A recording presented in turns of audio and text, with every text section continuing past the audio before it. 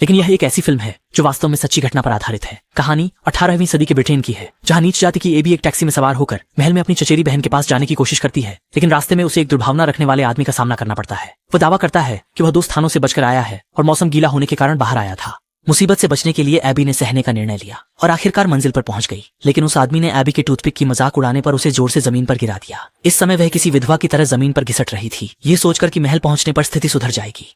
आखिरकार उसकी चचेरी बहन सारा तो रानी की सहायिका है, वह यहाँ बहुत सफल है, जैसे मछली पानी में। एबी ने अपनी चाची का पत्र निकालकर एक अच्छी नौकरी पाने की उम्मीद की, पर सारा ने उस पर एक नजर तक नहीं डाली। एबी को धोबी घाट में काम करने के लिए छोड़ दिया गया, जहां कोई भी उसे आदेश दे सकता था। एबी के पास कभी पूरा ना हो सकने वाला काम था और इसके अलावा उसे अक्सर तंग भी किया जाता था। जब एबी ने पानी में कपड़ा डुबोकर फर्श साफ करना शुरू किया तो अचानक उसके हाथ में भयंकर जलन का एहसास हुआ, जिससे वह दर्द में चीख उठी। यह तो बाद में किसी ने बताया कि फर्श पोंछते समय दस्ताने पहनना जरूरी है, क्योंकि उसमें डाला गया पानी अत्यधिक खतरनाक है। अच्छा हुआ कि एबी, जब वह सोच रहा था कि किस तरह किस्मत को पलटा जाए, तभी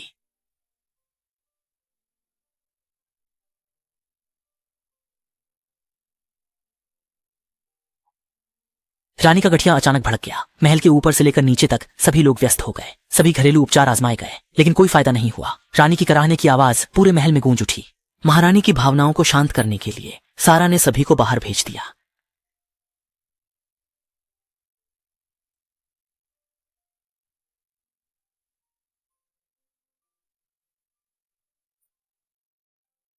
लंबी खोज के बाद एबी ने आखिरकार जड़ी बूटियां खोज ली। पहले उसने अपने हाथ पर प्रयोग किया, जब तक कि उसे संतोषजनक परिणाम नहीं मिला।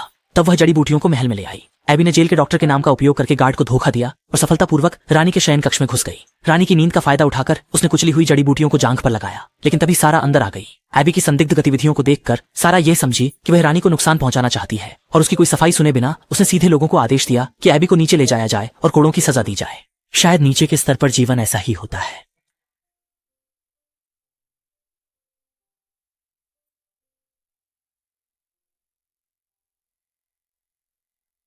सिर्फ एक बात पूछी कि उसने पैर पर क्या लगाया है, क्योंकि ठंडक की भावना ने उसे बहुत कुछ कहने दिया।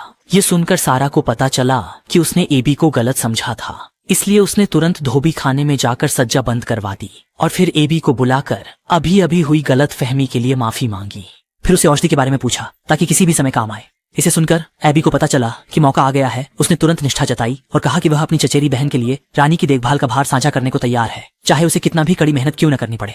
सारा ने देखा कि एबी इतनी समझदार है तो उसने तुरंत उसे अपनी निजी सेविका के रूप में पदोन्नत कर दिया, लेकिन साथ ही उसे यह चेतावनी भी दी कि वह नियमों का उल्लंघन कर कोई भी काम नहीं कर सकती। अधिक जिम्मेदारी मिलने पर एबी बार बार सहमति में सिर हिलाती रही। इसके बाद से उसने आखिरकार कपड़े धोने का काम छोड़ दिया और अब उसे 10 लोगों के साथ ठसाठस भरे कमरे में सोने की जरूरत नहीं थी। अपनी निजी छोटी सी जगह देखकर एबी भविष्य के प्रति आत्मविश्वास से भर गई। वह सुंदर श्रृंगार करके गर्व से सारा के पीछे पीछे चलती। यहाँ पर हर कोई उनके समीप पहुंचता था, यहाँ तक कि मंत्री भी महारानी से मिलने के लिए प्रयासरत रहते थे। यह भी सारा को पहले तय करना होगा।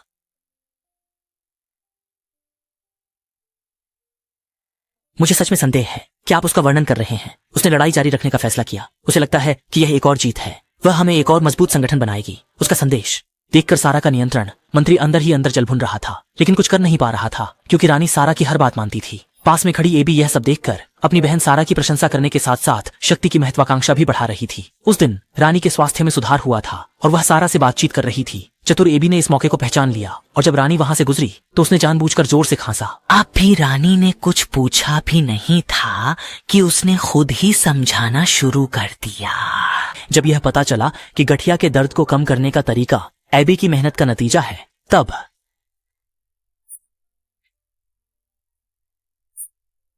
एक महिला के रूप में वह एबी की चालाकी को कैसे नहीं समझ सकती थी।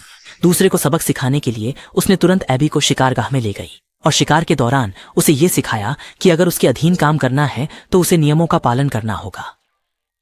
एबी ने कोई जवाब नहीं दिया, सिर्फ अपने हाथ में बंदूक उठा ली, ये नहीं जानते हुए कि अब उसका उद्देश्य सिर्फ एक सेविका बनना नहीं है।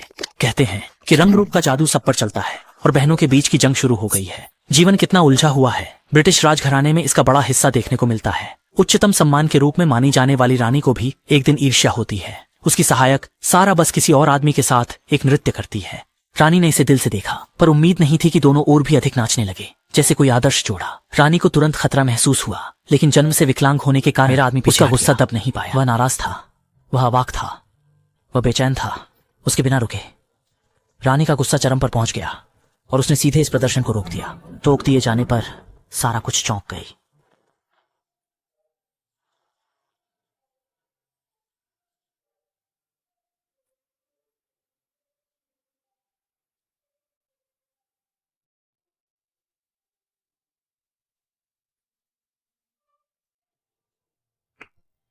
बिना किसी चेतावनी के सीधे एक कान के नीचे थप्पड़ मार दिया। सारा ने कुछ नहीं कहा, बस बेचारे की तरह चेहरा बनाया। इससे मूल रूप से उसके सिर पर मौजूद रानी ने तुरंत कोमलता का रुख अपना लिया और अभी की अप्रसन्नता भी तुरंत समाप्त हो गई, जैसे कुछ हुआ ही ना हो। वास्तव में सारा और रानी के बीच का संबंध सिर्फ शासक और सेवक से कहीं अधिक गहरा है। यह असामान्य स्थिति एबी ने देखी, तभी वह समझा कि सारा के वर्तमान स्थिति में होने का कारण यही था कि उसने रानी की इच्छाओं को पूरा किया। इस बात को समझकर एबी भी रानी के आसपास अपनी मौजूदगी जताने लगे। उन्होंने उसकी पसंद के अनुसार गर्म पेय और चॉकलेट पेश किए, उपेक्षित और दुखी।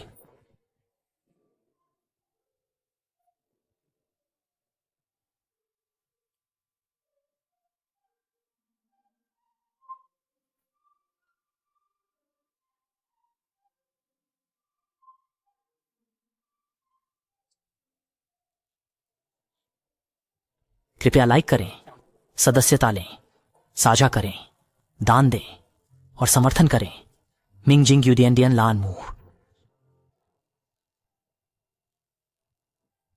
रानी अचानक से बेचैन और परेशान हो गई। दूसरी ओर सारा, जो प्रशासनिक काम निपटा रही थी, उसे भी पता चल गया कि रानी नाराज हो रही है।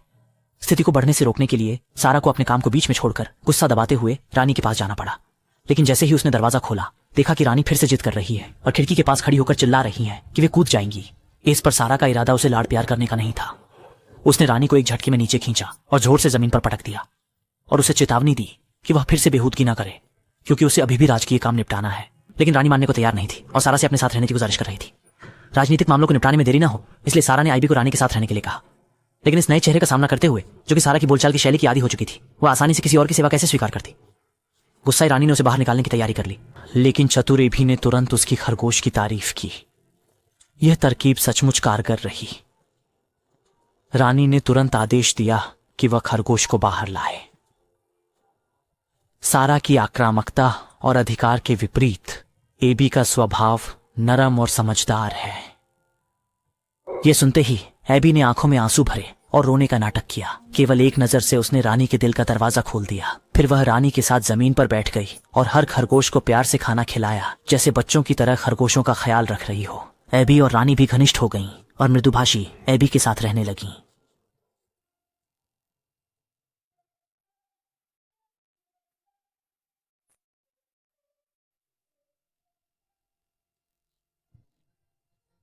रानी ने पहले कभी महसूस न की गई हल्की फुल्की और खुशी का अनुभव किया, और खबर मिलने पर सारा ने भी खतरे की भावना महसूस की। उसने एक बार फिर एबी को शूटिंग रेंज में ले जाया, भले ही यह बहुत स्पष्ट न हो। लेकिन अपने ऊंचे पद की जल्दी में लगी एबी भला क्यों सुनने वाली थी।